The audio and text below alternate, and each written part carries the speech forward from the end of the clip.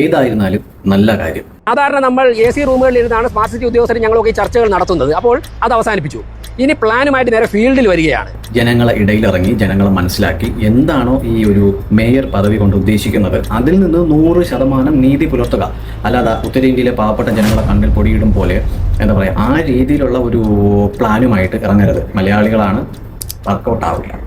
ഒരു വീഴ്ച കണ്ടാൽ അത് ഏത് രീതിയിൽ വേണമെങ്കിലും വിമർശിക്കാനുള്ള ഒരു റൈറ്റ് ഓഫ് ഫ്രീഡം സ്പീച്ച് ഉള്ളത് കൊണ്ട് തെറ്റ് കണ്ടാൽ അതിനെ ശക്തമായിട്ട് പ്രതിഷേധിക്കുക തന്നെ ചെയ്യും. അതിലൊന്നും യാതൊരു മാറ്റവും എന്താ പറയുക, പ്രതിഷേധം എന്ന് പറയുമ്പോൾ എന്താ വിവരവും വിദ്യാഭ്യാസവും സംസാരിക്കാനും അറിഞ്ഞുകൂടാത്തവരെ പോലെ വായി തോന്നുന്ന രീതിയിൽ ചീത്തയൊന്നും വിളിക്കാറില്ല.